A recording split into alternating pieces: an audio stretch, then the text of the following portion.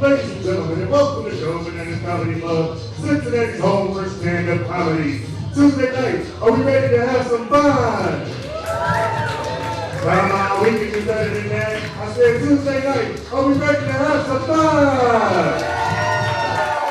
All right. Coming to quick announcements before we get started. Please turn your cell phone to the off vibrate position. No heckling comedian, and no table talking, you will be asked to leave. With that out of the way, make some noise for your friends and family. You came to see the funniest person in Cincinnati contest. And helping welcome to the stage, the host of the feature evening, the very funny Lee Kimbrell.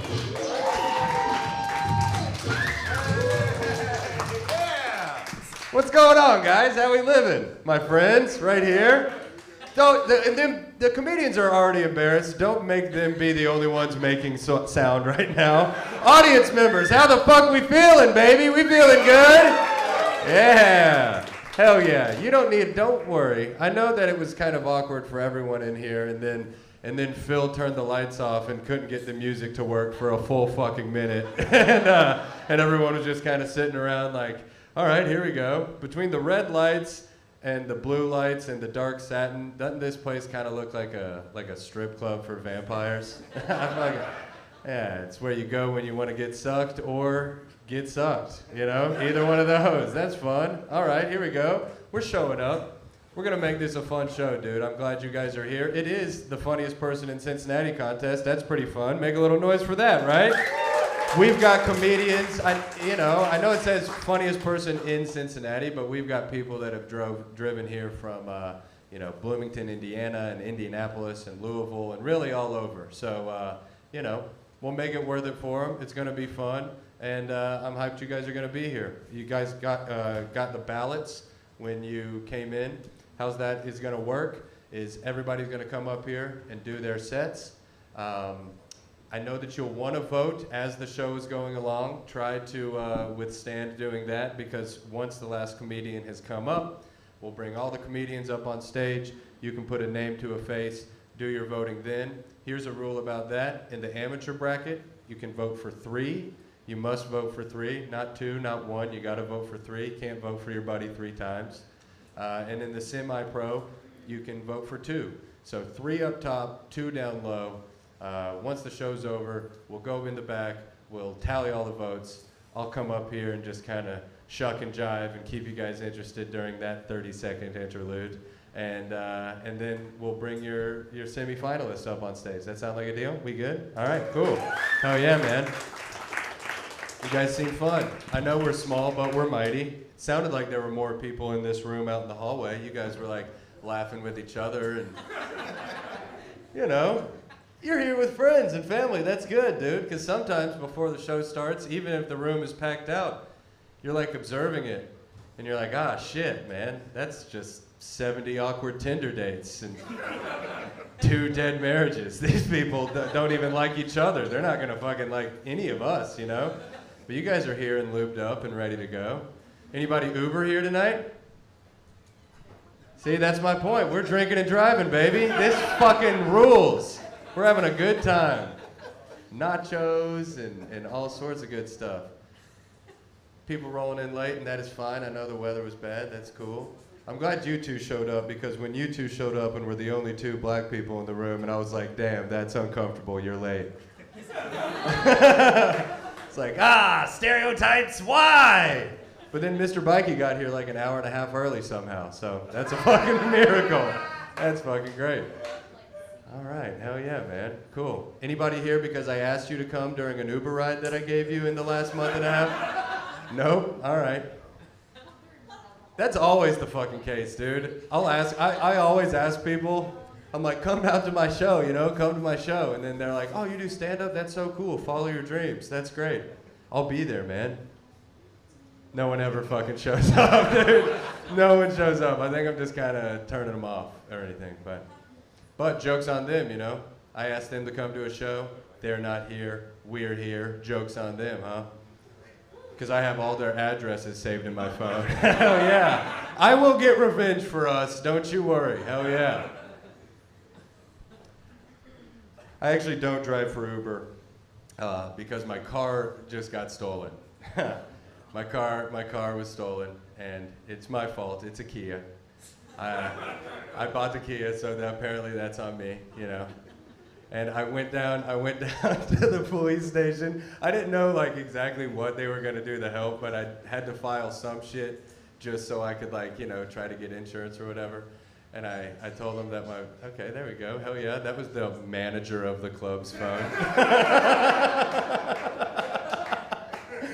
Nothing to see here, just the GM, dude. But I go down, I'm like, my car got stolen, what do I do?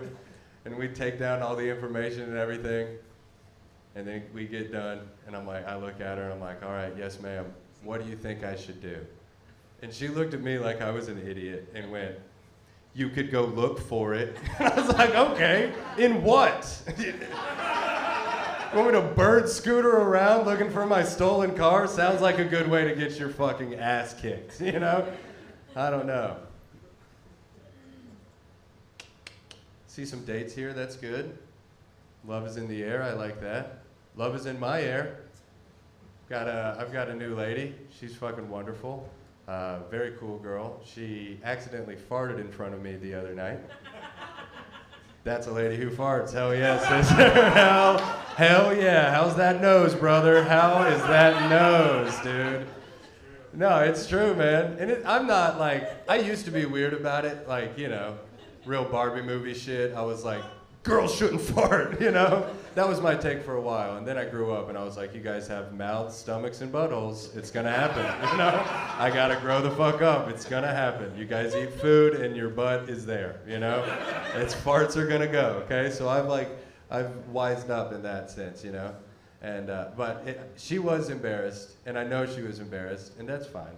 Because we were sitting on the couch watching a movie, and she farted, and then her little cheeks got very rosy. She's very embarrassed, and she turned her head really slow to look directly into my eyes. Like she looked like the fucking Terminator. She just so dead serious, just hit me with this. That was you. I was like, whoa, that was me? I'm farting out of your asshole?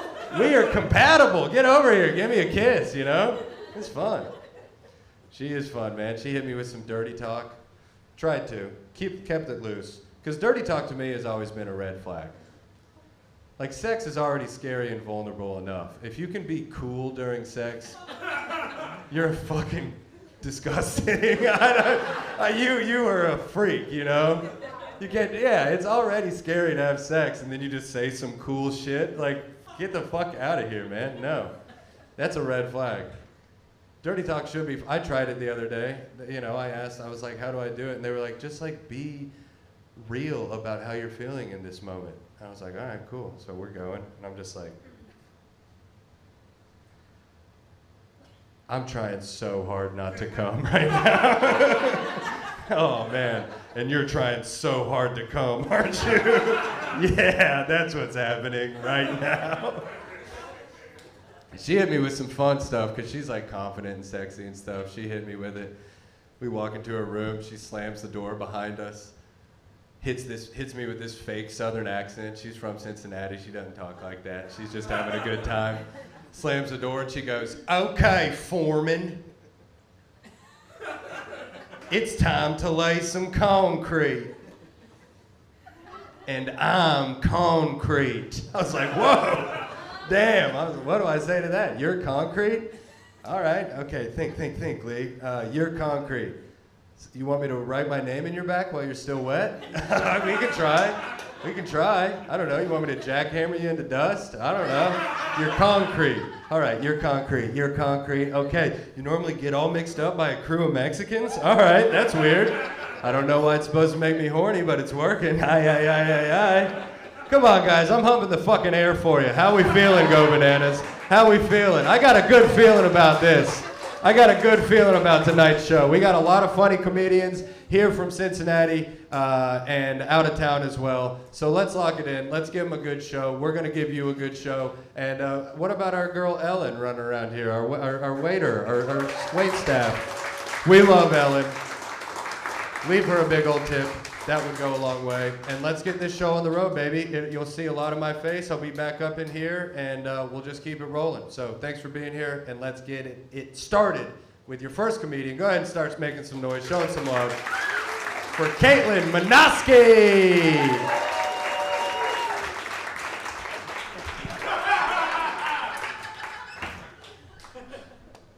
Hi, everybody.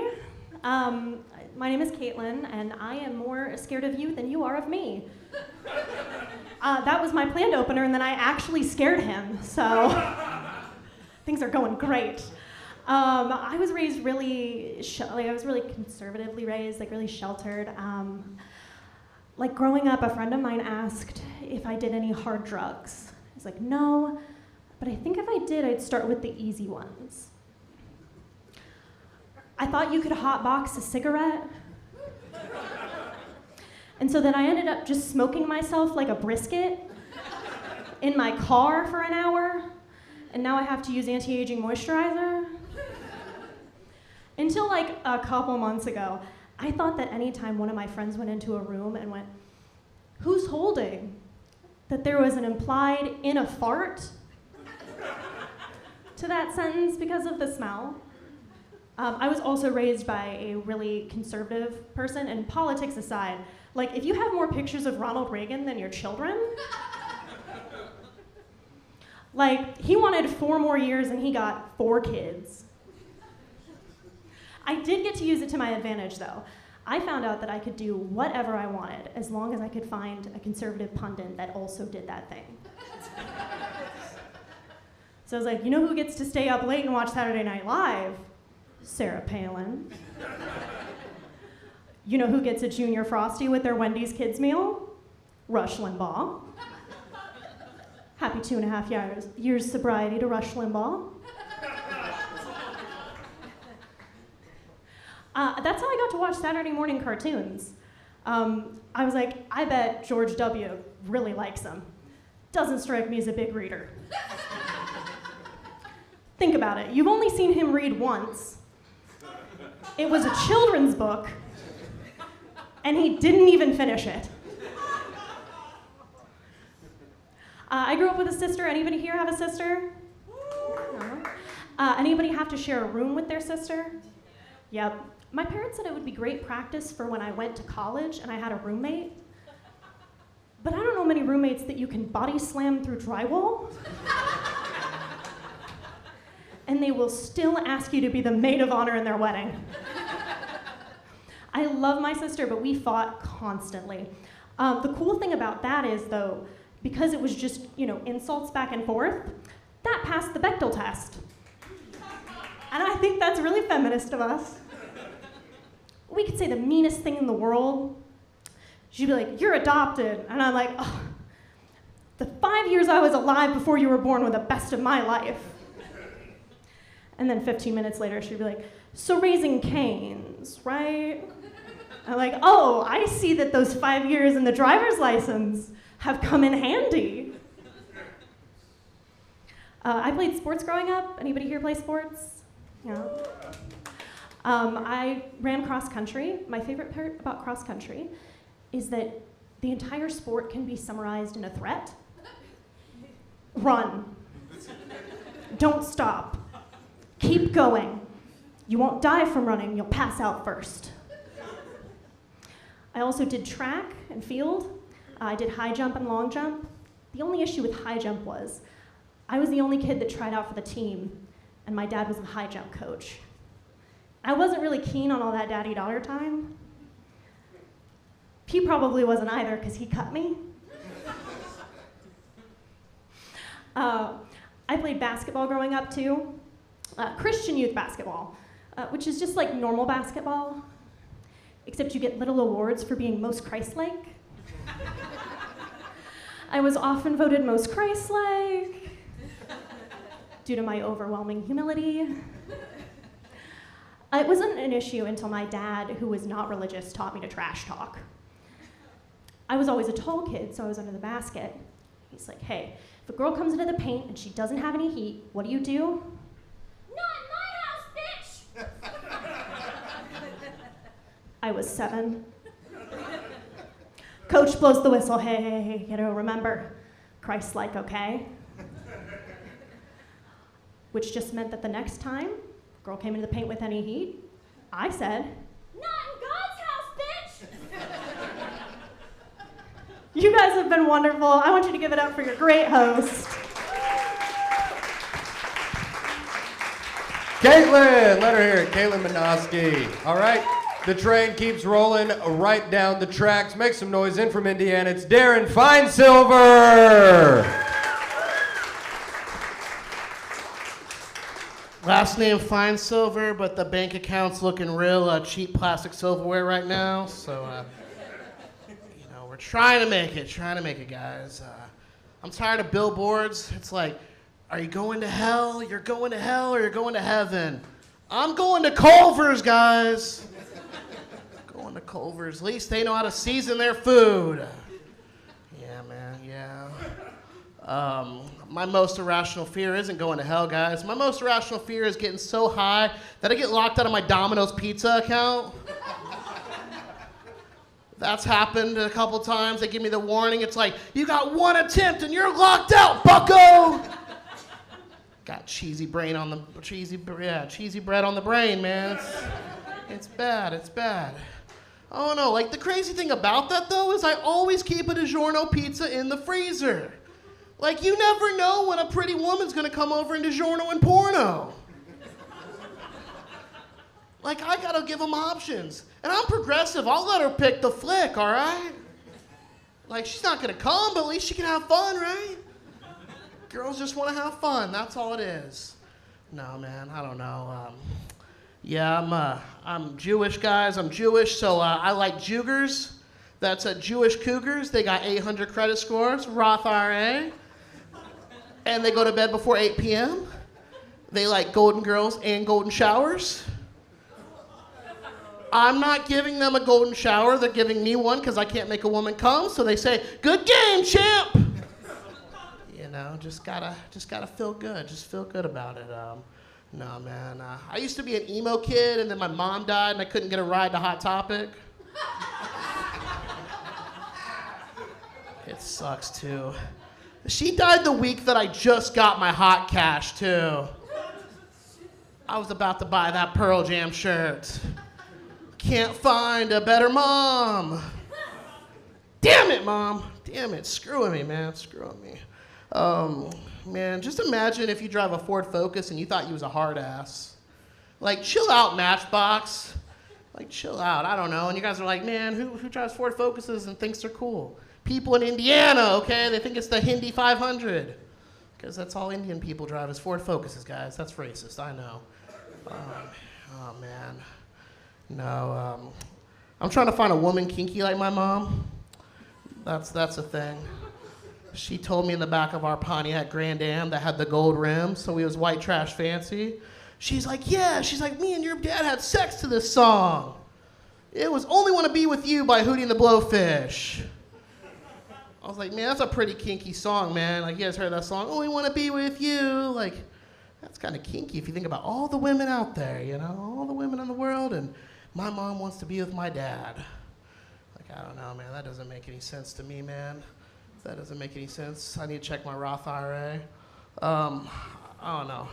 I'm freaking out, dude. I'm freaking out because the other day I was tweeting. I was on the Threads app, guys, and I was threading, and I was like, anybody ever cry listening to Sinead O'Connor? And then a week later, she dies. And I'm thinking like I can predict the future or some shit. Now I'm thinking about getting on there. Like, did anybody like dry heave, like listening to, when they lost their Dogecoin? Like, did that happen? Yeah, that's because I'm trying to kill Elon Musk, man. I'm trying to kill Elon Musk. I don't like Musk. Fuck Musk, man. Fuck Musk. No, man. Kinky moms. Kinky moms are great, man. Kinky moms are fucking great. You guys got a kinky mom? No kinky moms, man? I don't know, man. I don't know. Anyway, guys, I'm Jewish, like I said. I like Jugers. I'm protected. And you guys have been beautiful, man. Give it up for Lee Kimbrell.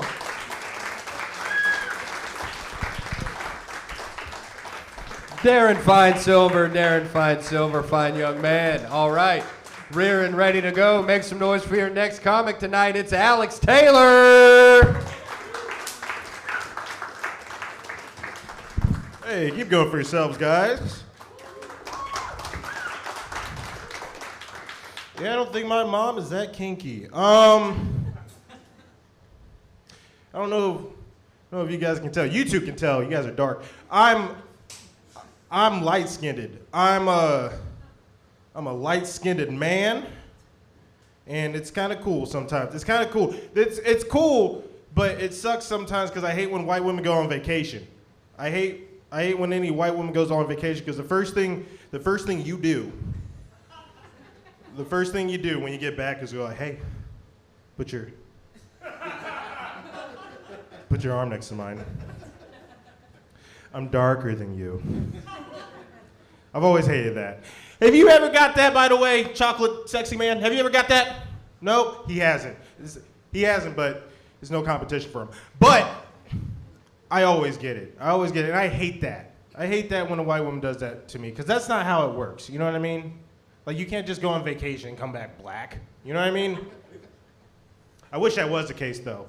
I wish that was the case. I wish I could go to Sandusky and come back a white bitch. You know what I mean? I'd fuck up every single Starbucks inside of a Target on the way home, too. None of them would be safe. I get asked this a lot, too. Everybody asks me a lot, what am I mixed with? What am I mixed with? I get that asked a lot. I get what I'm mixed with like I'm a fucking daiquiri from the Cheesecake Factory.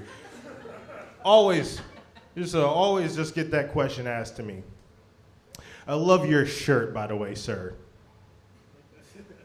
That's the first expression I've seen this man make, by the way. Give it up for this man's Hawaiian dog spotted shirt. God damn it. He's probably a veteran. If not, he could be. Anybody here like weed? Come on. You like a little bit of it? Yeah, he likes a little bit of it. Give it up for this guy again. He likes weed, guys. There you go, clap, there it is. Clap! All right. I don't like it. I hate weed. I hate weed. I hate weed because every time I smoke it, I get paranoid. Every single time I smoke it, I get a little paranoid. And I hate whenever I tell someone that I get paranoid because everybody goes like, well, have you tried sativa? No, nigga, I don't like it. What's there to like? That's like walking up to a slave and going like, well, have you tried inside the house?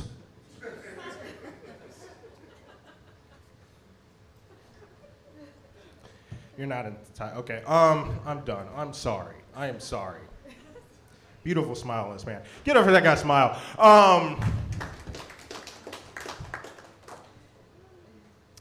No, I don't. Speaking of weed, I used to work at Taco Bell. Yeah, hand in hand, right? Yeah. I used to work at Taco Bell, and best job I've ever had, and it's not even close. I worked there for 4 years out of my life, and I don't want to applause for that. I know what I did for this country. But everybody always asks when you work at Taco Bell, what's in the beef? What's in the beef? Cow, nigga. Like, who knows what's in the beef? You don't need to worry about what's in the beef. You need to worry about what's in the people making the beef. That's what you need to worry about. While I worked there, we had not one, not two, but 3 managers overdose in the bathroom. Yeah. Yeah, that's what we call in the business a Baja Blast.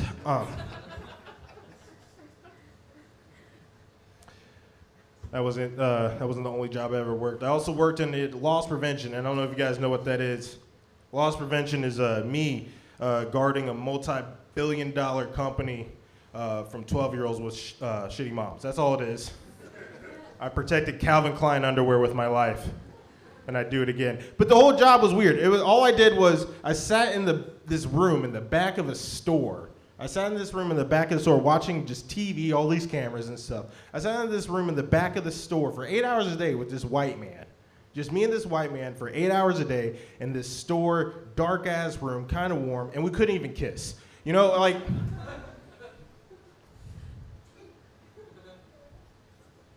All right, hey guys, this was fun. My name's Alex Taylor. Give it up for yourself. Alex Taylor. Alex Taylor. All right, your next comic, also a bit of a road trip in from Louisville. Make some noise for Ben Potts. Yes, hello everybody. How we feeling? We feeling good? I'm feeling good. I'm feeling good about myself. I got a compliment today at work. I got mistaken for a lady from behind, and I'm feeling really good about myself. You know how it feels. It's kind of bent over, and the guy kept going, miss, miss. Because you know what he's thinking, only a lady.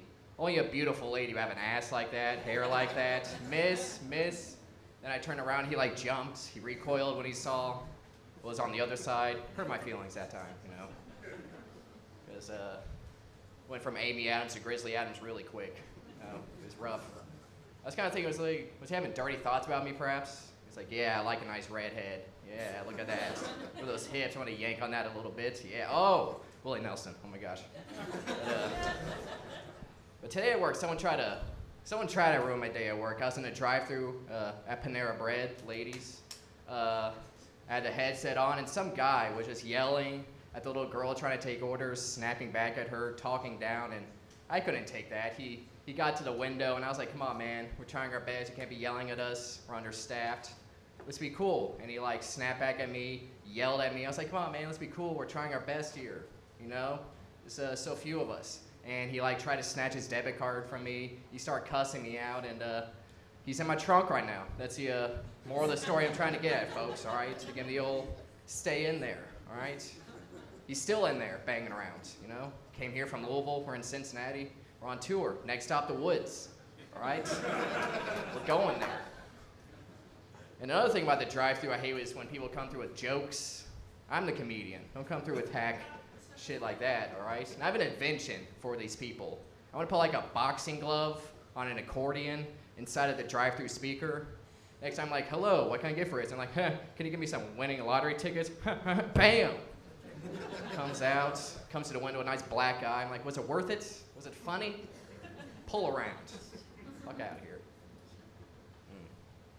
One time I was at a strip club. This is still part of the subject. And I had a bandana on, and one of the bodyguards told me to take my bandana off more than once, because, you know, he looked at me, obviously, this guy's gangbanging, got to worry about him. And he was right, I was. I had my Panera bandana on, and I was looking for McAllister people, all right? In my set, all right? Godfather Pussycat, that's Panera territory, all right? Jimmy John's, McAllister, stay the fuck out. We're looking for y'all, all right? We're hardcore at Panera. Panera gang. We drown people in our broccoli cheddar soup. Doing all right in our cafe. You ever been tortured with like Ani DeFranco playing in the background? You go hardcore. But in my heart, I'm a metalhead though. I like the metal music. It's my thing. And I saw an article on the Metal News about a mother in New Zealand that named her 3 children Metallica, Pantera, and Slayer. Like, wow. My first I was like, there's white trash in New Zealand too? Cool. We're out there. You know? I know how it works. Metallica would be like the older, more successful kid. Pantera's like the cool middle child. And Slayer's the kid that kills the neighborhood squirrels. Don't name your kid Slayer, all right? But don't mess with my kids though, all right? My kids, Napalm Death and Cannibal Corpse. Don't go near them, all right? Kids are hardcore. Man, I had more metal jokes and I forgot them. This is unprofessional. I used to like when my girl wore my band shirts to bed though, you know? She looked all hardcore in my band shirts, but you know, when you're done with the sex thing, there's like the blast radius afterwards, you know?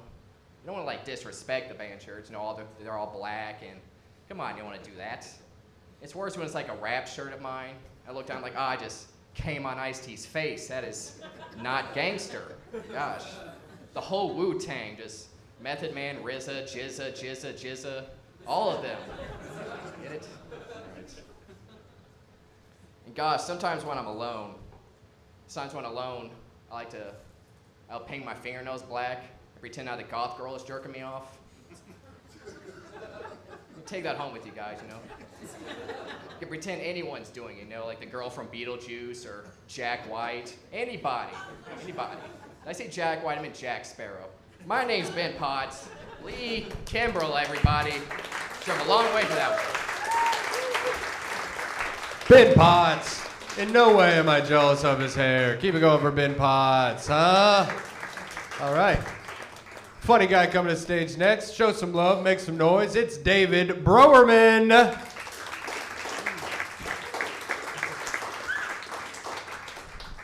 Hey.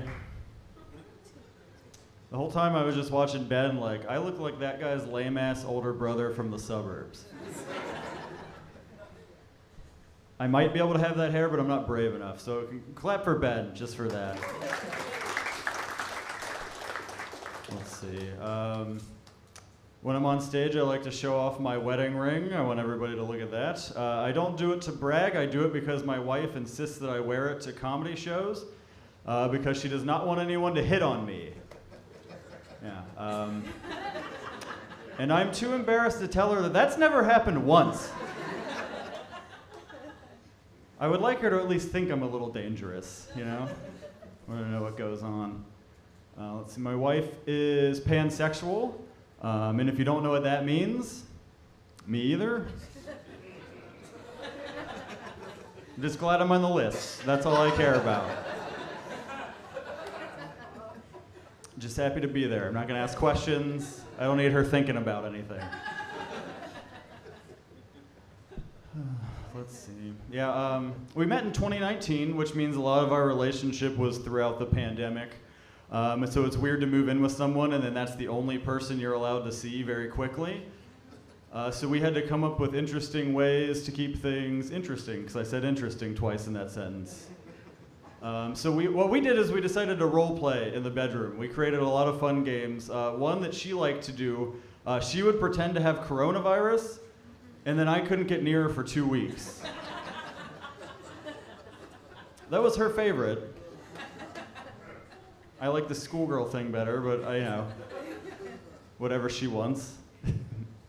Let's see, we bought a house, and that was pretty cool. That's a real benefit of getting married, 2 incomes, it's nice. Because as a single guy, there's no way I could have afforded a house. It never was gonna happen. My backup plan for if I wanted a house was to become president, because they give you one. You guys get it. And I feel like if I didn't have to do anything for 4 years, because that's the job, like I could just get my shit together and afford a house after that. That was my backup plan. And if that didn't work out, my backup plan was to become Pope. Because like, fuck a house, you get like a castle and a whole city. It's not a castle, is it? What's it called? We don't know either. Bad Catholics here in Cincinnati. Yeah, but like also being Pope's the only way I'm ever gonna see Italy, so that seems like a good move. In the perk of both jobs, some you may not think of, you get to have sex with the staff either way, so. Pretty sweet perk, I think. Let's see. My wife did not take my last name, which I don't care about, like it's not a big deal. But it's the reason she didn't that bothered me. My last name is Broerman, and it is very German. My wife is partially Jewish, and she said that my name sounded like one of the least popular concentration camps. And what do I say to that? Like, I can't argue, like, no, it sounds like one of the good ones. Wait, no. I just have to lose that fight is the answer to that. So I'm like, okay, whatever. But she's not wrong necessarily. A quick history lesson. There was a very high-ranking Nazi official named Martin Bormann. It's not exactly the same name, but it's close enough to where, like, when the Ancestry.com commercial comes on, my family just sits real quiet. We don't need to know. We're just gonna let that one pass. That one's hard. My mom's maiden name is also pretty problematic. It's Hitler. A lot of stones we don't need to turn over. That's all I'm saying. Let's see, I'll leave you on this joke. My dad, He's not old, but he's like starting to get a little old. He's like 63, and he's mostly normal, but some cracks are forming. Like he'll do normal stuff, like he'll wish me a happy birthday on Facebook, totally normal. But he'll do so in the comment sections of a Bob Evans post. And that's weird. Thanks, everybody.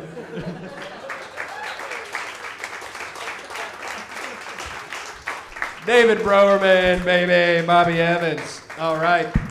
Keep it rolling, man. You guys are being great, huh? What about make some noise for yourselves and the wait staff and just the night in general? We're alive, baby. We're feeling it. Life is good. Make some noise for your next comedian, Tara Kay.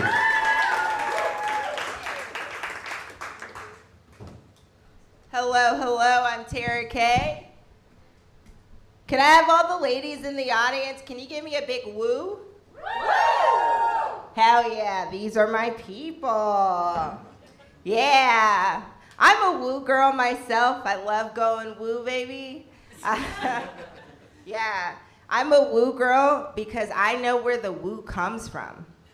It comes from deep within our G-spot. Am I right?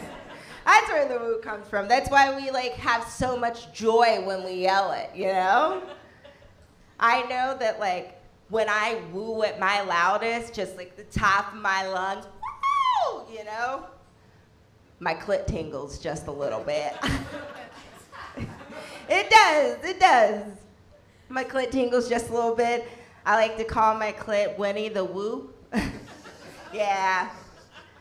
I call my clit Winnie the Woo, named after Winnie the Pooh, because we both hate wearing underwear. He never wore underwear. It was just a t-shirt. That was a very nudist bear. I don't think we talk about that enough. Yeah. God, does anyone remember the first time they made out with a white guy? It's wow! Yeah, man. Yeah. It's definitely an experience. It's one you'll always remember. Yeah. The first time I made out with a white guy, he growled. Yeah. Yeah. Only white guys growl. That's a white guy thing. Black men, are you growling? No, that's a white guy thing. That's what I thought. Yeah. Yeah, no, the last time I made out with a white guy, he bit my lip. And I was like, sir, these aren't the lips I want you to be eating, you know? Also, too, it's just less teeth. Am I right? Ugh, we could do without the teeth for sure.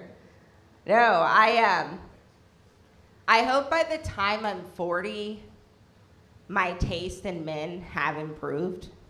I'm just really terrible at picking them. I dated a guy in college. He used to sleep on a cot. I don't know if you know what a cot is, but it's just basically like a sleeping bag with wooden legs that just cross over. I don't know if you ever tried fucking on a cot before, but it's terrible for your back. I'm still paying the price. And I asked him, I was like, why are you sleeping on a cot? And he said he was a minimalist. That's what he said. Yeah. I was like, I think you're just poor. That's what poor people sleep on.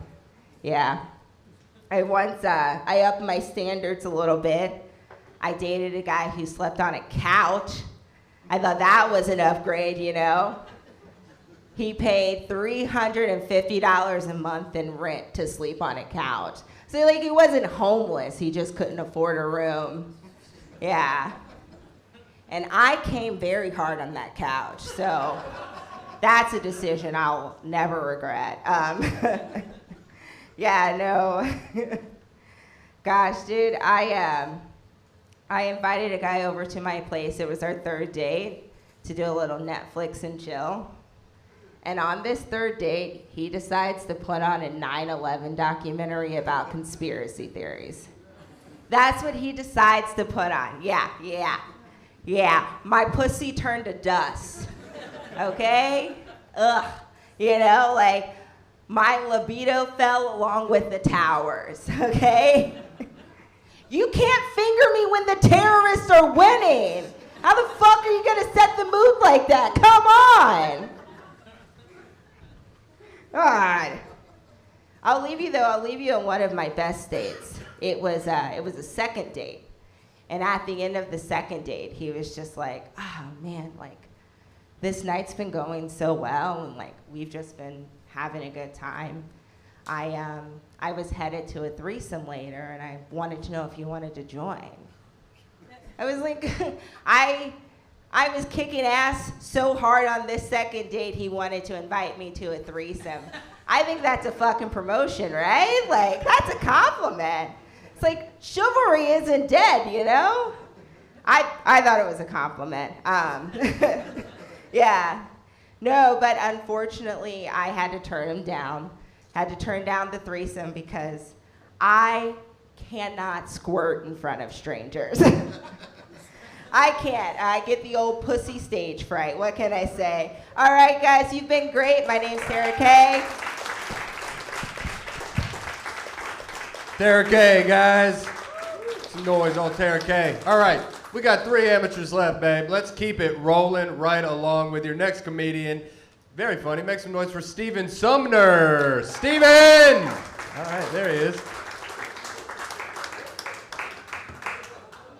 All right. How many of you are excited to be here tonight?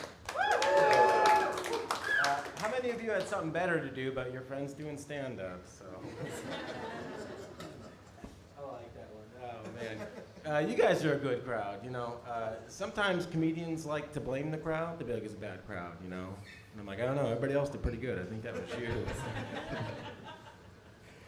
Oh, man. I've been there, though. I write all my own jokes, and I've done some shows that made me want to kill my writers. You feel me?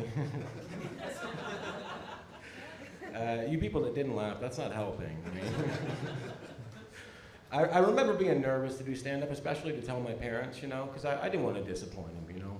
And then I finally told them, and they were like, wait, you thought we were proud of you? That's weird. I'm the youngest of 4 kids. I believe I was the insurance baby, but none of my siblings died, so they were like, we got an extra, what do we do? What if we just ignore him? What's the worst thing that can happen? He tells jokes. Oh man, joke's on them. R.I.P. Mom, R.I.P.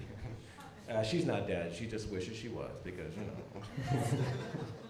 It's all right, though. I don't need them. It's fine. I do have a wife. I've been married for 13 years. Yes. Where are my married people at? Where are they at?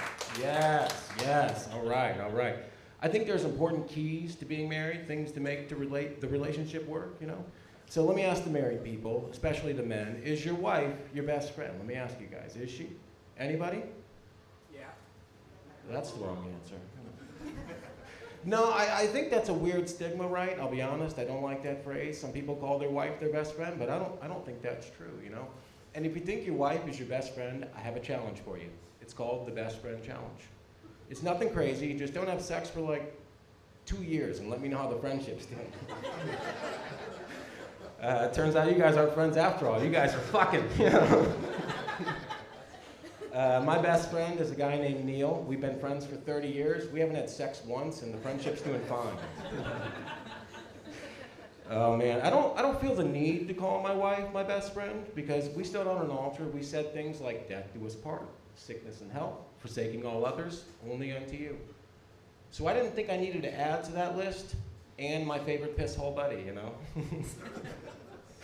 I feel like calling your wife your best friend is an insult. Because wife, well, that's up here, you know. But best friend, well, that's down here, you know. Is that your wife? Yeah, but she's also my best friend. Oh, man, that's too much. Also, I forgot where I was. So. No, but really, I don't think you need to remind people you get along with your wife. Like, we'll all get that if you guys, like, you know, like, get divorced. No, we get it. Oh man, a guy spends his entire relationship with a girl trying not to get friend zoned, you know? Imagine making it all the way to the wedding altar, and you're like, I made it. And she's like, oh no, you're my best friend. Oh man. It's terrible. But it's okay. You know who else they call a man's best friend? That would be a dog. So you're in good company, ladies, that's right. Oh man, speaking of my wife's a big Taylor Swift fan. Any Swifties? Yes, yeah. I can't stand her, I'll be honest. No, I don't think it's terrible, right? I just think she's really ugly, and I don't mean that in a mean way. Like, I understand I'm not beautiful, I get it, right? Taylor Swift to me just looks like a deer. Her eyes are on the side of her head, are they not? I swear to God, that bitch could eat grass and still see a predator coming, you know what I'm saying? Oh man, Taylor Swift, thank you. Taylor Swift seems to be easy to break up with, you know? That's why she's got 19 breakup songs, you know? I'll tell you who sounds hard to break up with. Are you ready for this one? Adele. Who the fuck is breaking up with Adele, you know? Even if you tried, let's say you make it 2 weeks, you know, and then she calls you and she's like, hello, it's me. I'm back in, baby, I'm back in. I'm rock hard as well, you know what to do. Oh man, that's tough. I write down my jokes, guys, and I feel like they're good, you know, but then I get up here and I feel like Joe Biden reading a teleprompter, like, what the fuck happened here? I didn't plan on doing a Taylor Swift joke, but I don't know what happened, dude. I love Taylor Swift. What happened, you guys? Oh man, again, I cannot thank you guys enough for coming out tonight. If you showed up on a Tuesday to see a comedy show, thank you guys. You guys make the wheel go round. Let's keep this thing moving. Let's get Lee up here. Let's go. Yeah, Stephen Sumner. Hell yeah, baby. Keep it going for Stephen. All right. Couple more comments left to go in this first bracket. Keep it rolling, baby. Make some noise for Cat West. Cat West.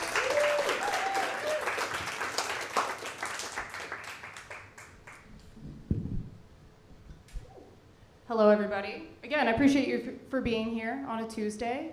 You guys have been a really nice crowd so far. It made it feel, the terror was less because you guys have been so kind. And I have a confession for you. I don't want to get too political, but I have abandoned a lot of children. A lot of my children, sons. They were full-grown men, but I was their mommy. I sure was. And I wasn't a nice mommy, all right? I wasn't a cool mom, right? I wasn't the fun mom. I was the, like, you could have done better mom. Why isn't it already done kind of mom, you know? The, like, we have food at home mom.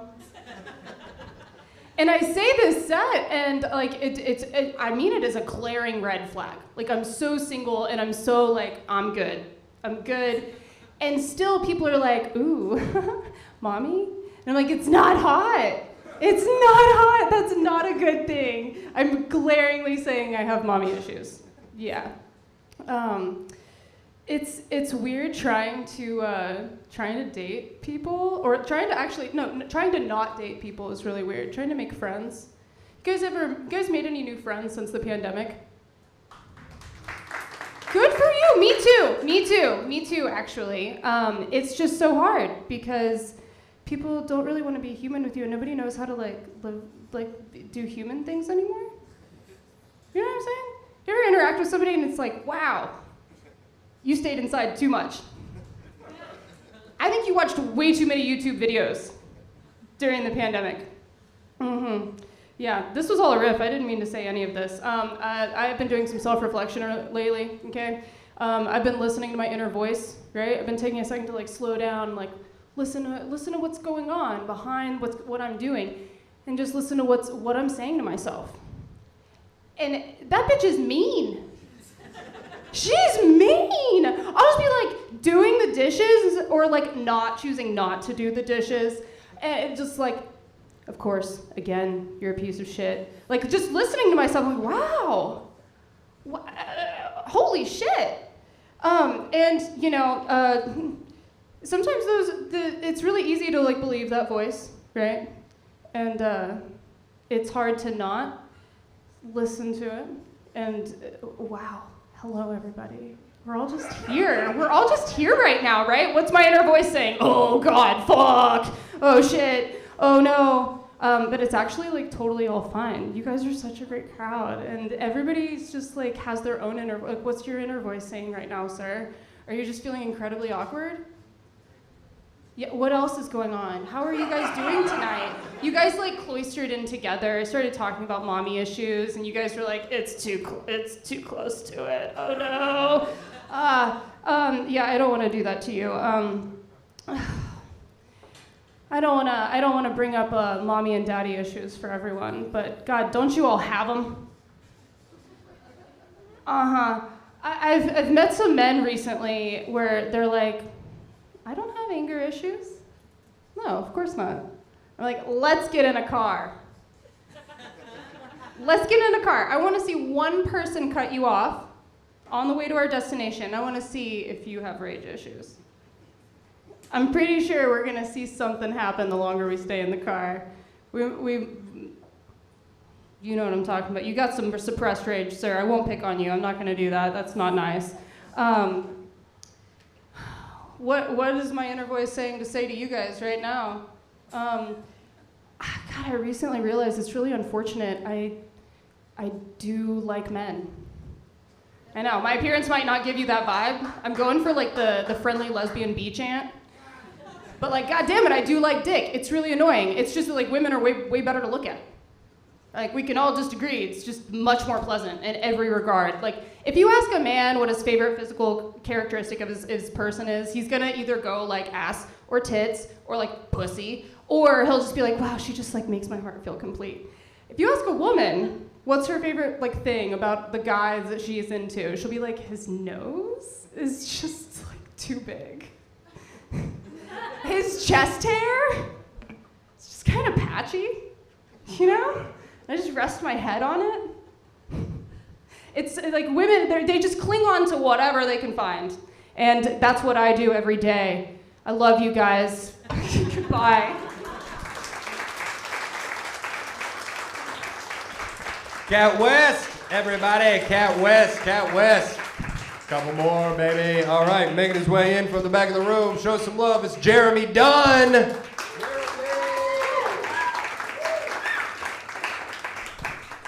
How's everybody doing tonight?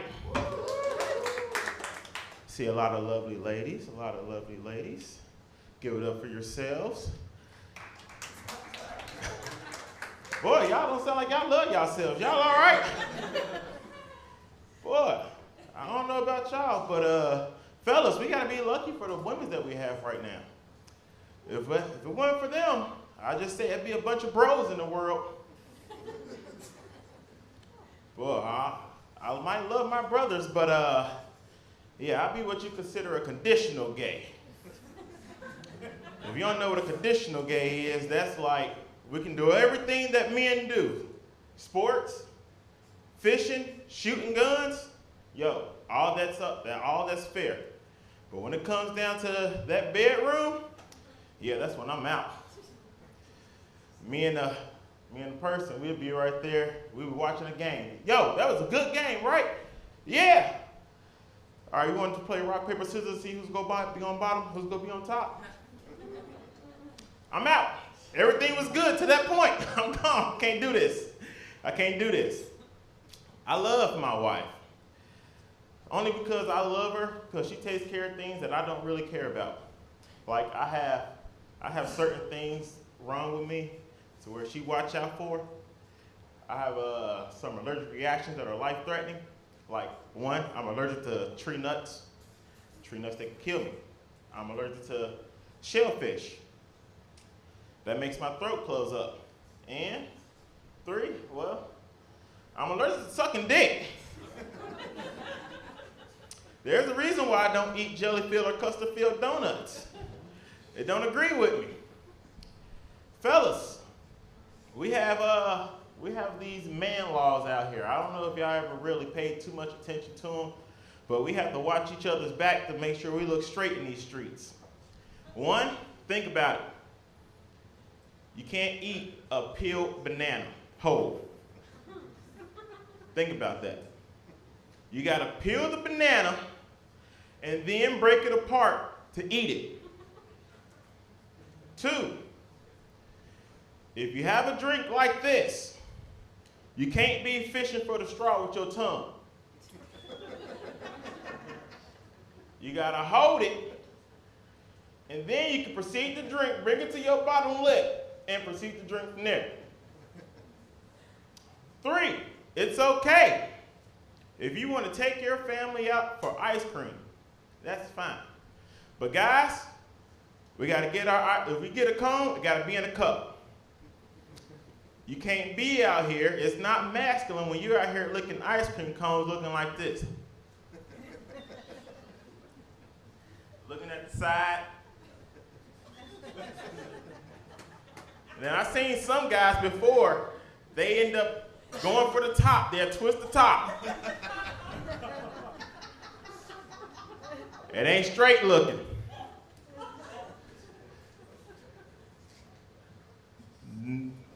Number 4, this is a man law. If a woman takes you out, guys, we gotta put out. Think about that. It's different for women, but for guys, if she pays for anything, on a date, you gotta put out. Number 5, no homo. This is a big one, no homo. If you are at a urinal in the bathroom and another guy walks in and he sees, you gotta skip a urinal. You see that one right next to him, you go one more down. We don't need help while we're trying to piss. This isn't a dick measuring contest. We just want to pee and get back to watching the game. My name's Jeremy Dunn, and I want to bring your host back up, Lee. Thank you, Jeremy. Keep it going for old Jeremy Dunn. Jeremy Dunn. All right. One more, baby. We got one more amateur, then we'll finish out this show with some semi-pros for you guys. Make some noise. Y'all are ready for her. I know some of you guys are out here to see her. Make some noise for Breezy Lee!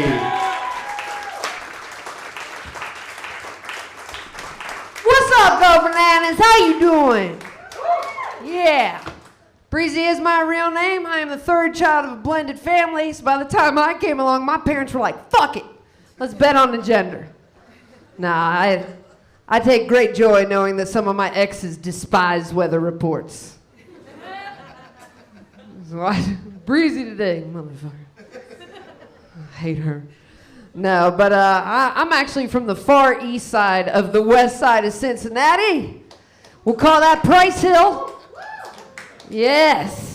It's beautiful. We have beautiful architectures in my neighborhood, historic buildings. Take a tour. Swallow your jewelry first. I'm cool though. I can walk in there. My name is Breezy. You Matts and Stephanie's be fucked up. I'll tell you that right now. No, but where I come from, we have different goals, different dreams. Like I'm the first person in my family to go to college. Thank you. I didn't say I was going to graduate, but thank you.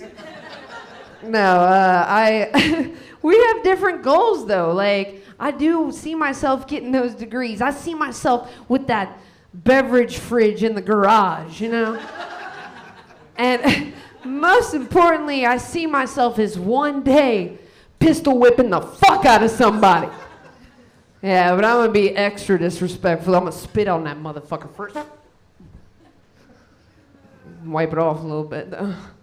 No, but yo, my grandpa's here, right? And he's wearing a diamond-crusted pinky ring. If you don't think gangster's in my blood, you can get the fuck on out of here. No, I've been doing some life thinking though, right? I'm like, just certain terms are really kind of like messing with me a little bit. Like, I hate the term walk of shame. Where my ladies at? You hate that term? Right? It's only a walk of shame if the dick wasn't good. Right?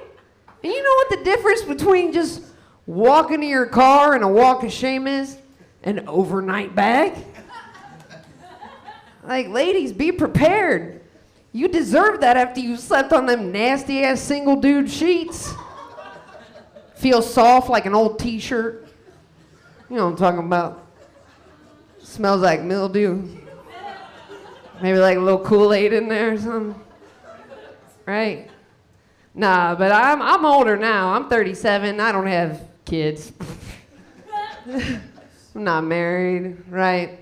So when it comes to my dating bracket now, right? I'm dating for the apocalypse. Like, there's chicks out here, look at my man candy. Like, my dude looks like an extra from Game of Thrones. You tell me who's gonna be all right when the shit really hits the fan, because I'm looking at you, motherfucker. Like, I am not a hardcore feminist. I know damn well there are some things I cannot do. And we bugging out this bitch. My dude come through on a fucking rhinoceros with a trailer of Mountain Dew Code Red and Little Debbie snacks. Just for me. His queen. Nah, I do think I am a bad feminist, though. Like, no does not mean no in my house. That's what a safe word's for. Maybe with a spreader bar. And a ball gag. Oh, you can't really talk with the ball gag. Sorry, I got a little sidetracked there.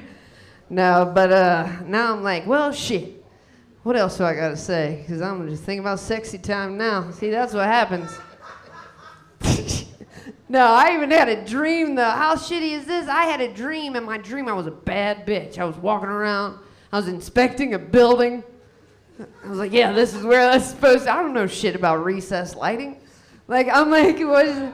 Yeah, that's... And at the very end, I had to fucking sit down across from a dude. I was like, man, even in my dreams, dick rules everything around me. Yeah, but anyways, you guys have been great. Thank you so much. Thank you. Give it up for Lee. Breezy Lee, Breezy Lee. Give it up for all the amateurs you saw tonight. That's the whole bracket right there, huh? They came, they saw, they did it. All right, let's get going on with the second part of the show. We got 5 comics up here, and then we will tally the votes, see what's going on. Make some noise by way of Louisville, Kentucky, for Mr. Bikey!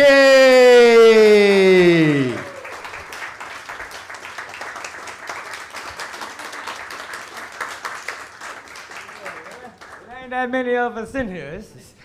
We're going to get out of here. This Catholic service. We're going to catch the game. Yes, sir. Yes, sir. This looks like my top 20 white friend list. Thank y'all for coming. Thank y'all for coming, bro.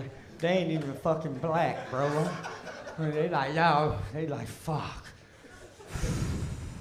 He the one said I'm the captain now. You just made him black, Lee. Y'all give it up for your host, Lee Kimbrell, man. And go bananas and stuff. Thank y'all for coming out. I'm sorry. This is my 4th Red Bull right here. I don't know. It's sugar-free, though. I'm diabetic. You know what I mean? Anybody else got a disease in here? Oh, that was funny, because I'm dying. I ain't never understood why they named my disease diabetic. Like, y'all couldn't come up with nothing better than that? Like, I just pretty much feel like I'm a die. You know what I mean? Like, ain't no cure for it. We've been doing walks for it, but ain't nobody else got no disease. It gets real quiet like that. Nobody want to say AIDS, huh? I ain't asking you to say chlamydia. Ain't nobody got psoriasis of the liver, do they? Ain't nobody got scoliosis. I'm the only one disease in here. I start calling people out, you know what I mean? If you black, whatever y'all are, y'all got anxiety. Y'all got anxiety. I know all black people got anxiety. Every time I seen the police coming up here, the police was on the other side. It was a whole wall, my whole booty cheeks stitched up. I was like, Jesus Christ. They had somebody pulled over and everything. They wasn't even in the car, and I was like, God damn it. Waze didn't say police reported ahead. I was mad as hell. Y'all know about that Waze app? I got mine on a boy band voice. Sound like Justin Timberlake telling police reported ahead. I'd be like, Roger that. Because I'm old now. I'm like 44, you know. I got 6, 7, 8 kids. Yeah. Digest it. There's 6, 7, or 8. It's like a spade hand or a bridge hand. It's like, you know, Thanksgiving is 8 of them. I buy food stamps from people. I can feed 8 kids. But I ain't got no good booster. During Christmas, I can't buy 8 gifts. No. Jeez. That's a lot of money. Kids want AirPods. My youngest son is 14. You know what I mean? This is my last hope. This is my last hope.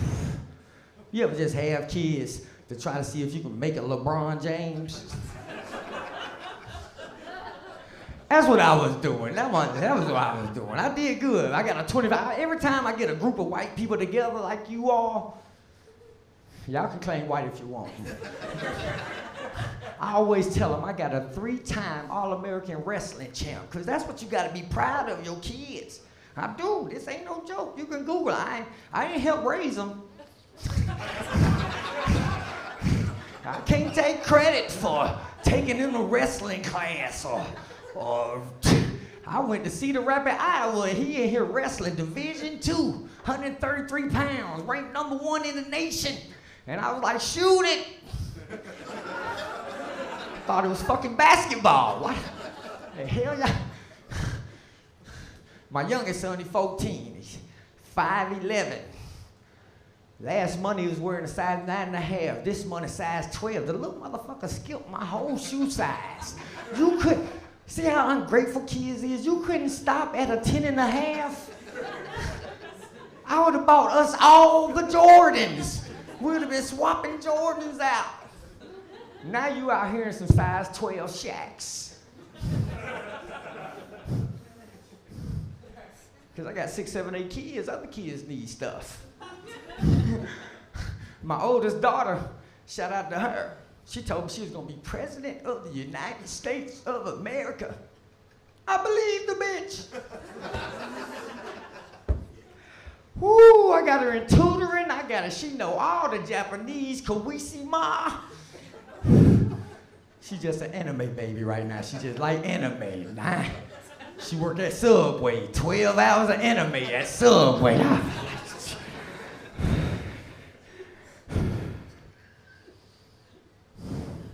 It's hard. It's hard out here on the streets. Especially if you're married. I'm married, you know, y'all look like y'all want to be married if you ain't.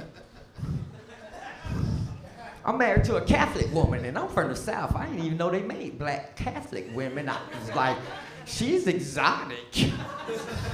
Do you know the Pope? She invited me to Mass. She said, would you like to go to Mass with me? Like, yeah, I'll go to Mass with you. That's where that little baby Jesus at, ain't it? I go to Mass with you. I get to Mass. The usher put a peppermint in my mouth with a bare hand. I was like, I'm out of here. Fuck this shit. I can't do this. Thank y'all. Go Bananas. I'm Mr. Bikey. Mr. Bikey, let him hear it, baby. All right. Keep it moving right on along. This guy came in from Noblesville, Indiana. Make some noise for Eric Sablon. Hi everybody. I'm sorry that I look like HR sent me to talk to you about your web browser history. I won't be doing that this evening. I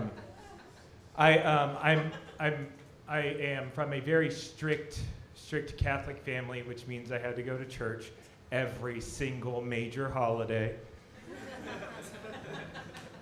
But what that also means more than anything is that I grew up in a very shameful environment, right? Like you go tell a man in a box that you can't see about all your deepest, darkest secrets, and he's not supposed to remember, but he does. And in my family, the biggest thing that we were ashamed about was sex, right? We never talked about it, never brought it up. And it was such a taboo topic so much that this one time I was driving with my parents and my family, so it's my mom, my dad, my brother, sister, my other sister, me, and my brand new baby nephew, right? And my sister's in the car, and she's talking about the miracle of birth, you know, how stuff happens. And I look in the rearview mirror, and I can see my parents' eyes getting real fucking shaky. And so I'm like, let's do this. So I go, oh, you mean like when mom and dad have sex? And my mom, she goes, your father and I do not have sex. And I was like, that tracks. That tracks. But then my dad whipped around the other way and he goes, your mother and I have never had sex. Which I know to be untrue because I have seen it. It's cool, I got them back. They've seen me have sex too, so. Yeah, so like growing up in that shameful environment and not talking about sex, it left me in a weird position when I got older and the intricacies of sex came into play, right? Women would ask for things that I didn't know how to do. You know, like this one time I was having sex with this girl, and we'll just call her Janelle, okay, because that's her name. And she said a phrase to me that I'd never heard before, and it was, "Talk dirty to me." So I go, "Okay." And I was like, "You can do this, right? Like, it's fucking easy." So I go, "Are you having a good time?" And she said, "Yes." Right? And I was like, "Fucking dude, you're the dude, man." And then in what I can only imagine to be like a very, very, very selfish moment, she leans into me and she says, "Tell me more." Which is upsetting because I had just given her all that gold. So I was like, "It's okay, dude. You can do this. You know what? Like you went polite the first time. Just do the opposite. Do more. You can do this." I've already talked to you, sir. And what's your name, man? Sean. Hi, I'm Eric, dude. Nice to meet you. Could you stand up and stand right here for me? If you want to. You don't have to. Okay. Thank you. So she said, "Tell me more." So I lean into her. It's actually a lot better if you take your glasses off. Thank you. So I lean in and I'm like,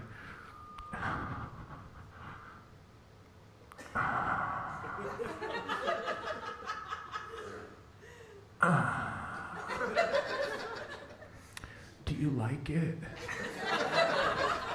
when I fuck your dick with my pussy?"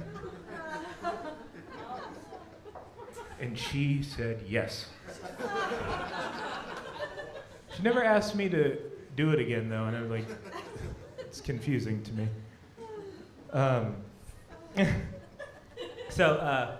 But I'm 40, I got married, so I'm like to what I like to call recently respectable, right? I have things I didn't have before, like I have a home instead of an apartment, right? I have a car instead of a bicycle, and I have a wife instead of someone else's wife. But the best part about being recently respectable is that my mom is happy. My mom didn't always used to be happy. This one time, when I moved away originally from San Diego, I moved to Chicago, and I got cast at Second City, and I brought a show back to San Diego. And it was sold out, and I brought all these comedians, and I went to my mom, and I was like, "Mom, I have this one ticket. Will you please go to this show?" She goes, "No, Eric, I can't." And I said, "Why can't you just get past whatever it is?" And she says, "Well, Eric, you're just not my kind of funny." And I said, "I don't know what that means because I've never seen you smile. So what does that mean?" And she goes, "Well, Eric, you're white funny." And judging by all the white people's reactions in this room, my mother was correct. Have a great night, guys. Eric Sablon, there he is. Okay, this next guy drove in from Bloomington, Indiana. Quite the haul. Make some noise for Will Concannon.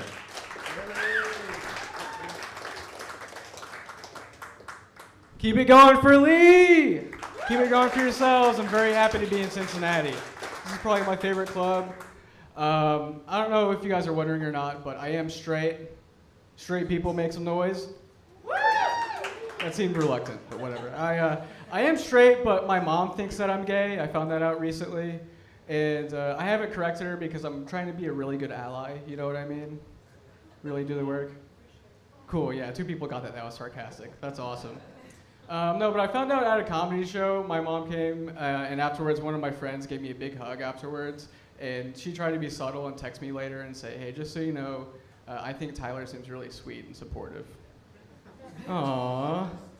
But the thing is, Tyler's like 6'3", and he's like 220, so I also found out that my mom assumes I'm a bottom. It's more what I'm worried about, you know?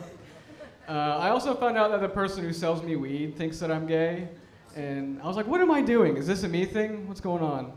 But I found that out because I tried to refer a friend of mine to go get weed from her, and she said, no, thank you. I prefer to only sell weed to women and non-binary people.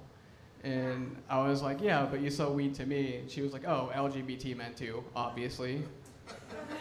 Like, did you say obviously? That was weird. But I was like, hey, real quick, one of those women that you sell weed to, is it my mom? What are you guys talking about? You know, like she's getting it from somewhere.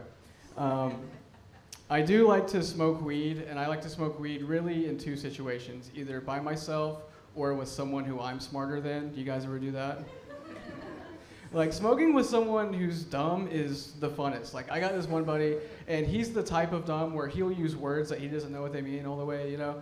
And one time we were smoking, and we were smoking a blunt, and he inhaled it, and then he held it for a while, and he exhaled. He went, dog, I feel flamboyant. I was like, damn, for real? I feel like you don't know what that word means all the way. But on the off chance that you do, I know someone that would love to sell weed to an LGBT man. I mentioned that I am straight, I have sex with women, and not too long ago I hit a milestone. I got called daddy in bed for the first time, and I think you all know what that means. She was thinking about someone else, you know? That kind of actually took me back, because I heard daddy, and I was like, you're taller than me. I don't think you should probably say that. You probably noticed by now, I am a short king. People use that term short king. Round of applause if you've heard that.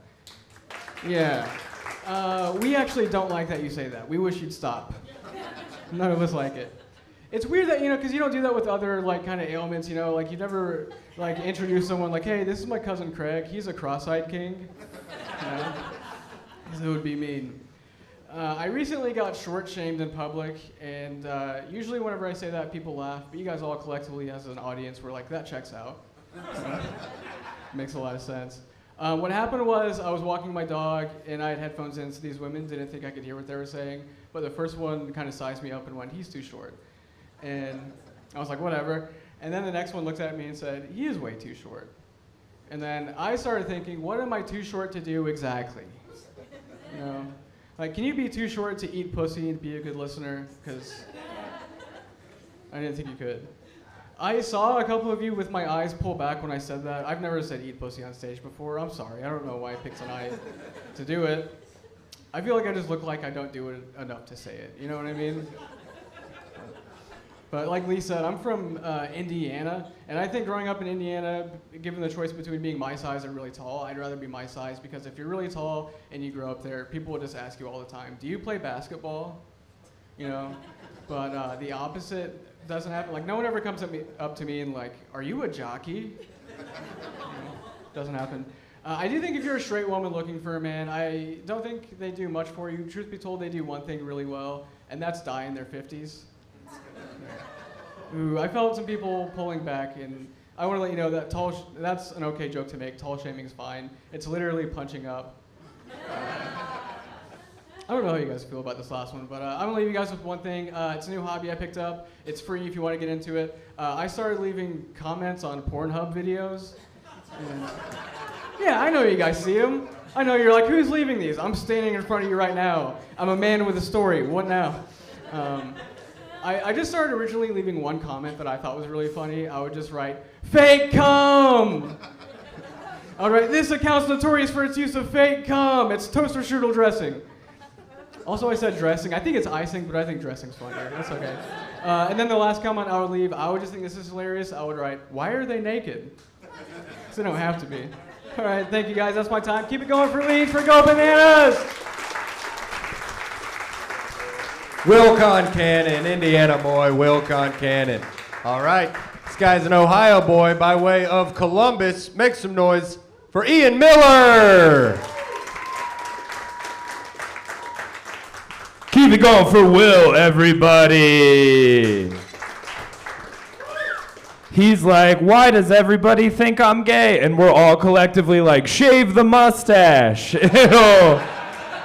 It'll solve so many problems you're having, dude. It's crazy. Before I get started, I do want to address the elephant in the room. If you guys are wondering why my eyes look like this, it's because I'm half Asian and super baked right now. So That's my thing. Yeah, dude, it's the best part about being Asian. I get to go to work super high every day, and no one can say shit to me. It's awesome. One time, one lady tried to start something.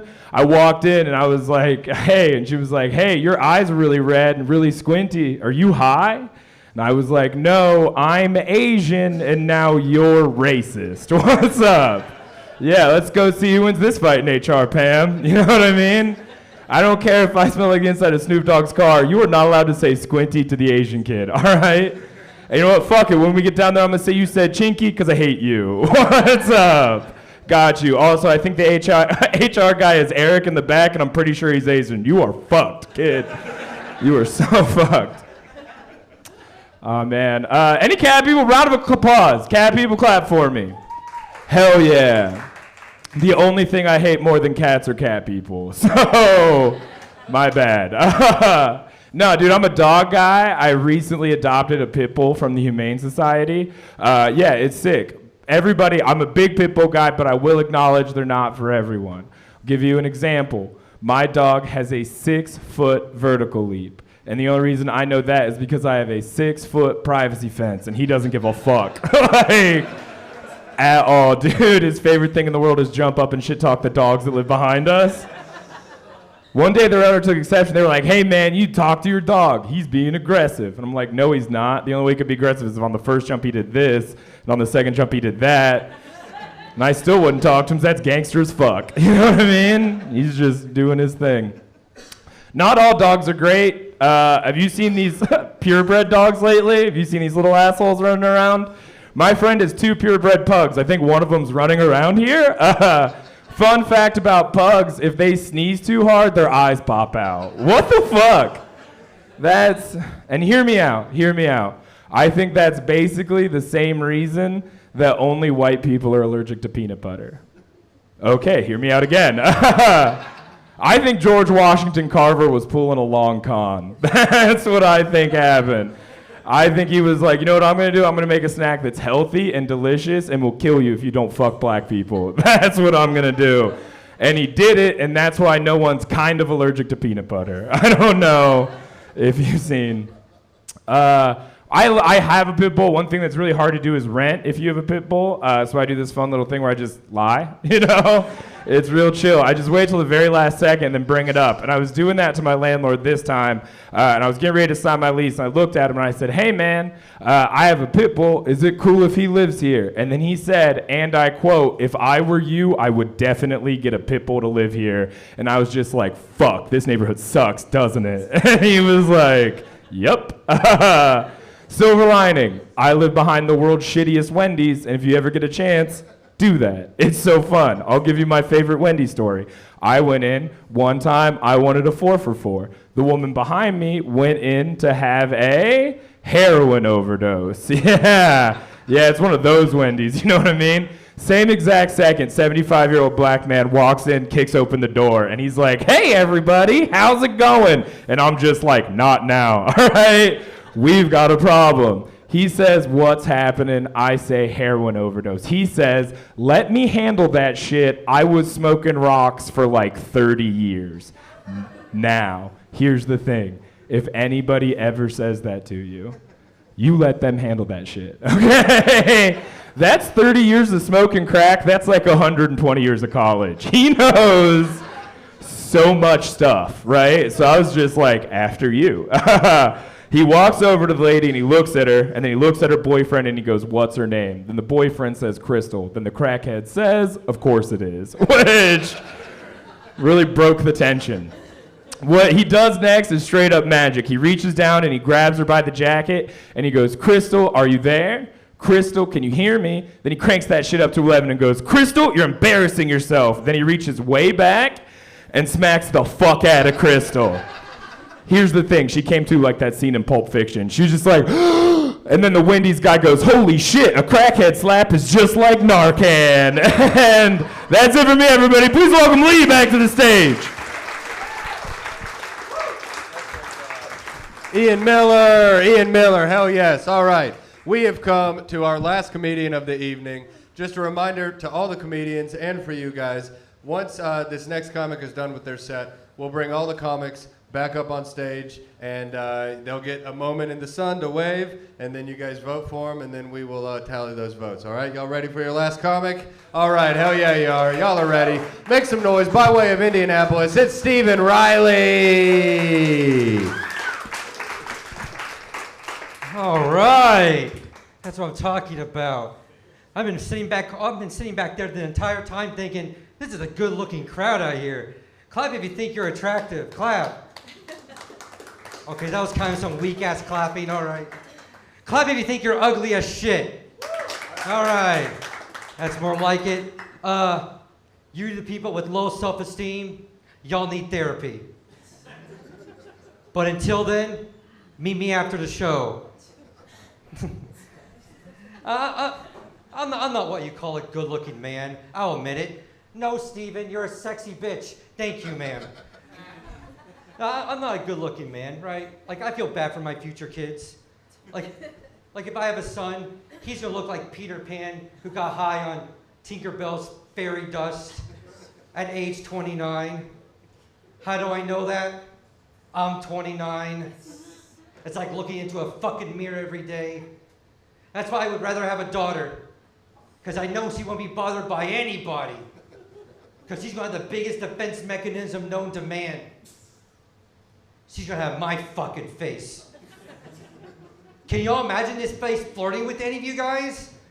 Like the kissy thing, like mwah, mwah, mwah, mwah. Or the lip smack like Or my stupid pickup lines like, hey baby, it's fuck o'clock. By the way, that's a perfect impression of my future daughter. So, I do have a genetic disorder, let's joke about it. If you guys couldn't tell, I have something called Beal syndrome. About 13,000 to 1 people have it. And you're wondering, Steven, is that rare? Well, that is the same odds of you dying from a toilet seat. So it's either very rare, or there's a bunch of dumb fucks in this world. And honestly, I believe that. Now, I can't straighten out my joints all the way. I don't know if you guys noticed it. It's more noticeably in my arms. I can't straighten out my joints. And what does that mean? It means that anytime I try to put my hand down by my side, it just looks like my hand and my dick are magnetized to each other. And my mom, she's like, why don't you put your hand in your pocket? It's that big of a deal. Well, Mom, this just looks extra weird, all right? Now, my right arm, since I'm right-handed, my right arm has gotten tighter over the years because it's at a set position constantly due to things like writing and other things. While playing the violin, yes. While masturbating. We were going there the entire time. All right. All right. Because my right arm is like this, I've actually learned how to be ambidextrous with my left arm, you know, because it's straighter, and the most unnecessary things. Like I bowl left-handed. I can't bowl right-handed, right? Because it's at that angle where every time I try to throw it, I turn it like this, like I'm throwing a javelin spear. Like, ah! And it goes 3 lanes over, and it hits a 6-year-old right in the fucking face. Happy birthday, Justin. That's what he gets for stealing the last pizza at his own birthday party. I thought that was rude. All right. It's just not just my arms, you know. My legs, they also don't straighten out. My hips are not aligned. My spine is curved. My dick leans to the right. Which isn't part of the disease. It's just unfortunate. Also, my heart is also more enlarged than the average person. And I told my coworker that. She went like, oh, like the Grinch, right? No. For the Grinch, it's emotionally, it's metaphorically, mine's physically. So the who down in Whoville can suck my dick. No, I did run cross country when I was younger. And I actually did suffer from heart murmurs when I was younger. So when I told my cross country coach that, I suffered from heart murmurs. You guys know what those are, right? The irregular beat of the heart. And he told me that doctors thought that he had heart murmurs. but it turns out that he's just so goddamn muscular that it created an echo chamber inside his body. Same thing. Created an echo chamber, and that's what they were hearing. So from now on, I don't tell people I suffer from heart murmurs. I'm just too goddamn muscular. Ha! All right, guys, that's my time. Thank you guys so much.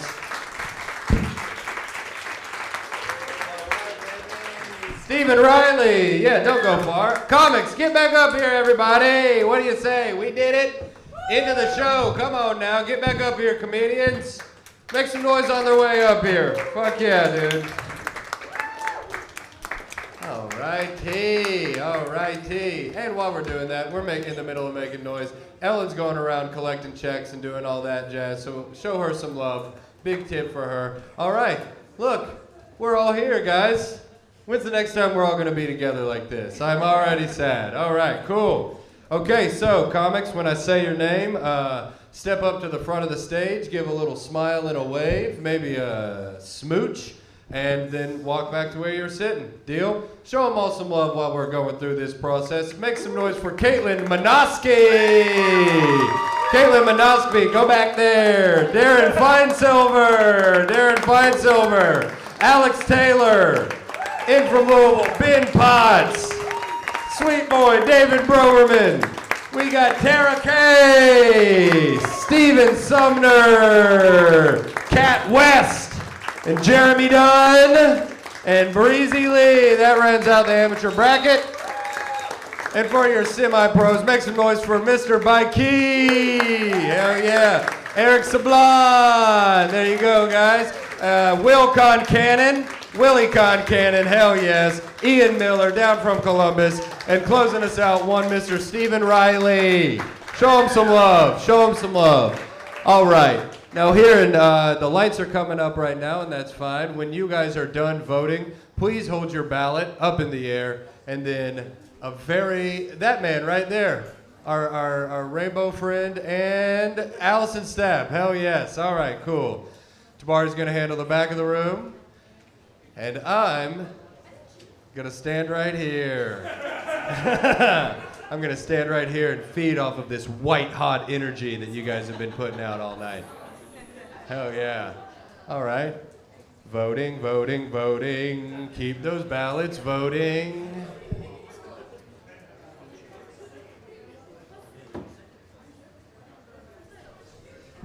We're doing great. Boom, shakalaka. You can just star it, or X's, or whatever. Yes, ma'am. You don't have to rank them. Thank you.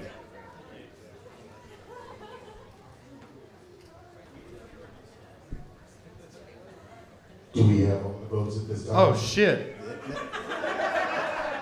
That scare anybody else? Do we have all the votes at this time?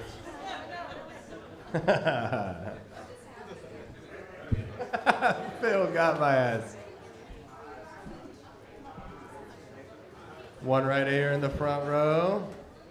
Go grab her right here. All right, we're doing it. Oh, here we go. Just keep turning around. There you go. Hell yeah. Thank you, sister. Okay, cool. So this probably won't take long, all right? It's a nice intimate show. They'll go back there and tally the votes. And in the meantime, I've just got to come up here and fucking shuck and jive and keep you all interested. Is that fair? That's fair. Right on. Oh, are you dipping out of here? Oh, okay, cool. Well, by all means. Sorry. Hold on. You dropped your crack pipe. Oh, nope, that was your phone. Nope, that was your phone. Man, this was fun. Damn, fuck. Here I am. You know? Shit. Yeah, no, you guys are very cool. Would you say most people in this room, in the audience, are from Cincinnati? Are you guys Cincinnatians? Cincinnatians? Right on, man. I've been up here for like 8 or 9 years. I love Cincinnati, but I'm not from here. I'm a transplant. I do. I love it up here, man. The first day I moved up here, I Googled what to do in Cincinnati. Jungle Gyms popped up. And dude, Jungle Gyms rocks. Yeah, the bathrooms are very sick. Yeah, you love that. You look at them and you're like, porta potties, and you're like, oh shit, this is for poor people, you know? And then you open it up and you're like, nope, just rich poor people. This is great. Jungle Gyms rocks, man. I love like being from Cincinnati now. Like I feel like a Cincinnati person, so I've kind of like grown to do this. But my favorite thing was when I first moved up here. You know, a Cincinnation takes you to Jungle Gyms and then just walks in the front doors all cocky. Like they fucking are Jungle James themselves. They just walk in and it's all big and they look at it and they go, I mean, fucking check it out, dude. Anything you want. I love Jungle. The international food market. I love getting little fun international foods. If Jungle Gyms was truly an international food market, like truly representative of an international food market, then wouldn't most of the aisles not have any food in them?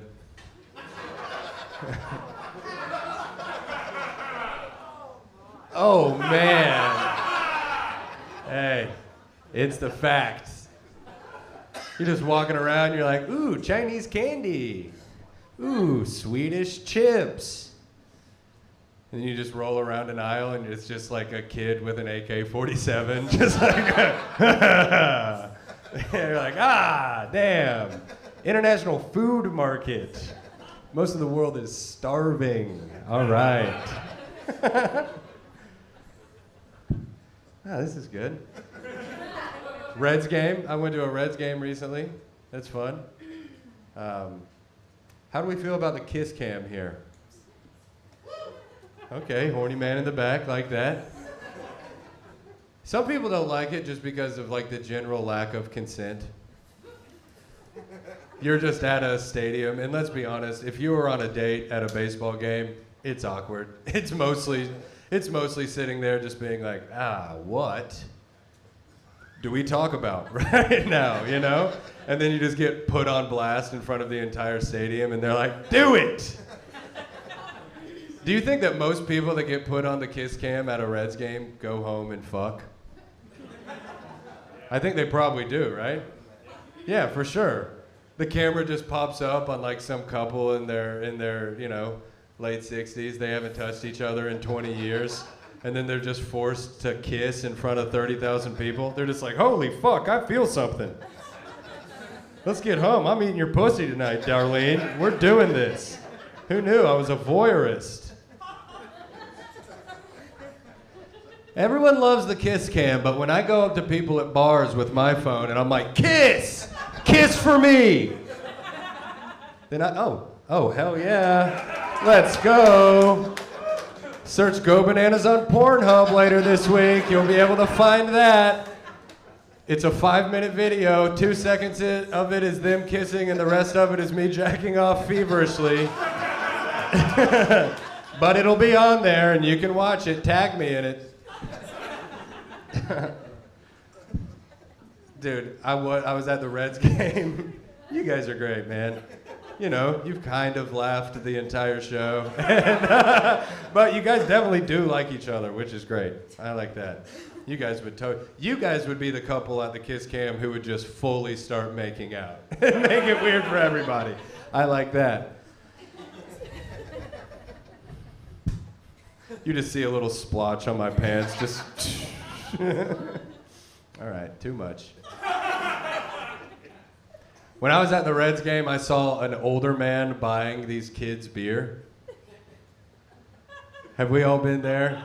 You're out in public and you see some guy just buying these kids fucking beer, and then you have to play the game. Cool dad, bad dad, sex criminal. You gotta figure out what's going on there. These kids were young as fuck. I started drinking early. I have a drinking problem now, you know, because of it.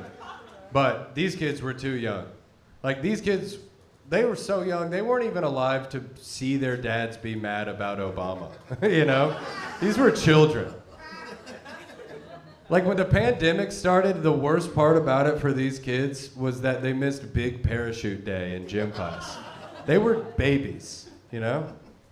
He just kept sliding in beers. And it was sad. Oh yeah, Big Parachute Day. You remember that? Yeah. No one laughed, but he was like, dude, let me tell you about Big Parachute Day, man. It was awesome. Big Parachute Day was so fun. I wish that I had a good story to go along with like a Big Parachute Day that I had, but I don't. I just remember it being fun as fuck, you know? I just remember just kind of losing myself a little bit as a young man. Damn. How long have you guys been kissing? About 3 years. About 3 years. Fucking in it to win it. Good for you guys. That's fucking awesome. These kind of shows are like bonding for couples, you know? Comedy show, I've always said a comedy show is a great date. It's a great date, right? Because it kind of takes the hard part out of the date. You're not allowed to talk to each other. You know, it's fucking nice. You just kind of sit there. And then if the show's really good, then you drive home and you're like, oh, we laughed at the same things. We are great. This is so fun. People don't do this enough, but we do this, you know? And then if the show's bad, you drive home and you're like, what the fuck was that, dude? Oh man, that was fun. It's bonding either way. Where'd you all meet? In a bar. Just classic, dude. Hell yeah. Pre-COVID. 2 weeks before COVID, did you guys like start talking then? Yeah. Okay, and then 2 weeks later, you guys just had to make the decision. Just be like, hey, we either log it the fuck in or goodbye forever. Okay, cool. Well, good for you guys. You're still here. That's fun. Forced together by a global pandemic. That's great. It's got lasting power. What is it? Quarantine vibes. Hell yeah, man. Just getting so fat. Yeah, I feel that. Feel that, dude. How long did you guys date before you started ripping them out of your asshole in front of him? I don't know if you guys remember that from my first set, but she farts in front of that guy all the time.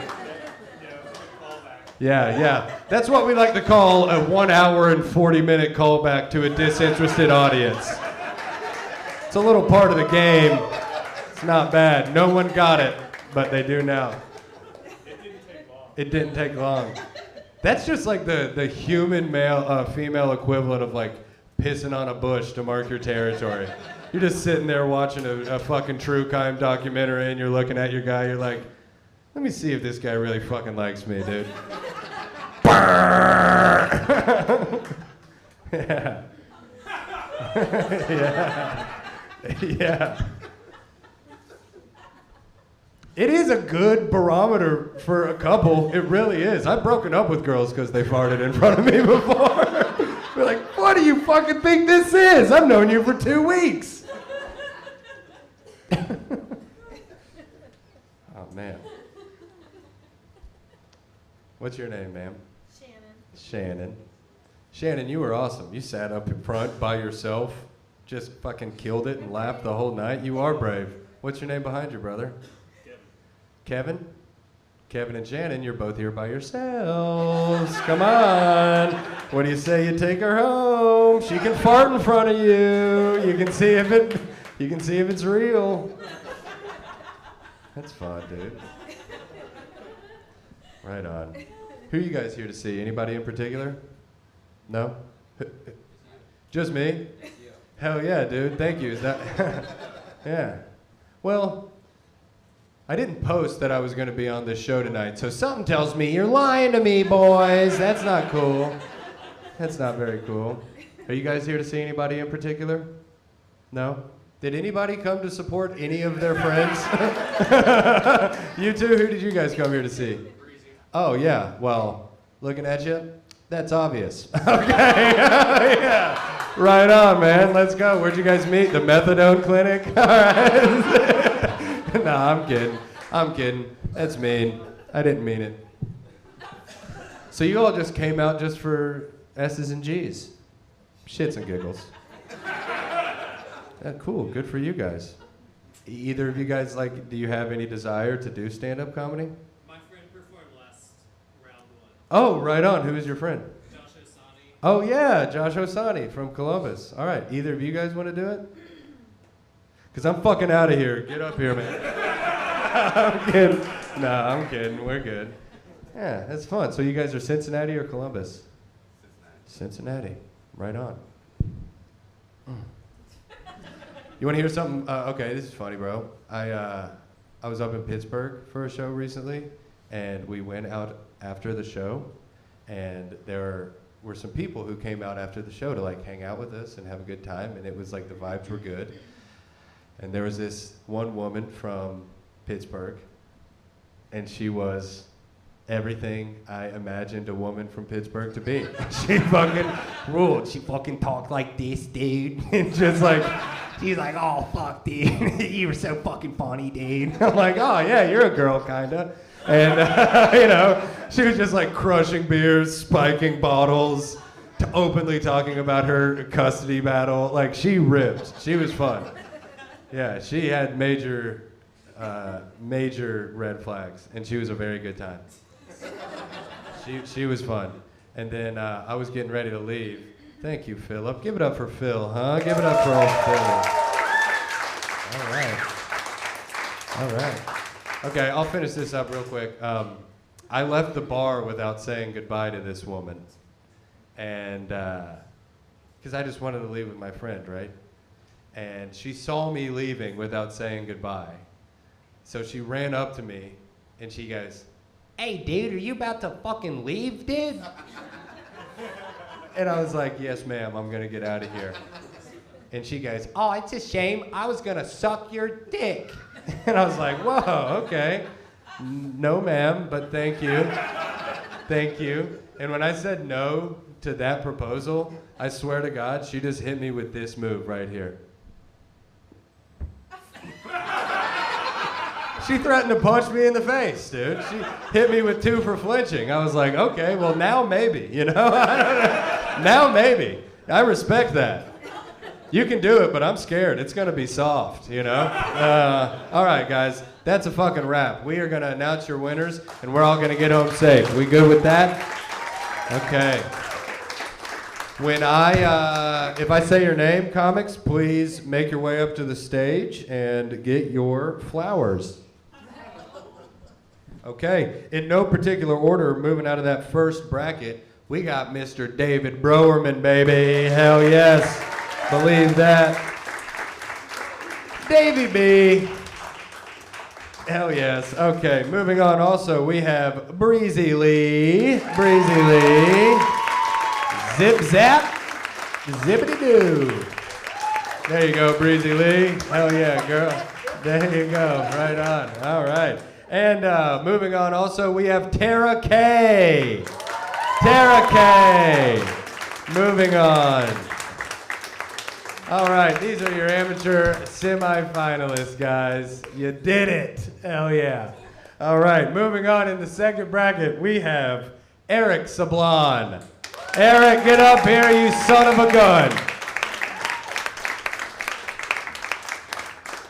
And then the final person moving on to the semifinals of the next round, Ian Miller. Ian Miller! Here you are, you're 5. They entered the gauntlet and came out of the gauntlet, and we did it. Thank you guys very much for being here. Come back this weekend. We've got a killer show with Steve Gillespie. Next Tuesday is another round of this. We got a Pro-Am every Wednesday. Long live comedy. Long live Go Bananas. Y'all get home safe. Goodbye.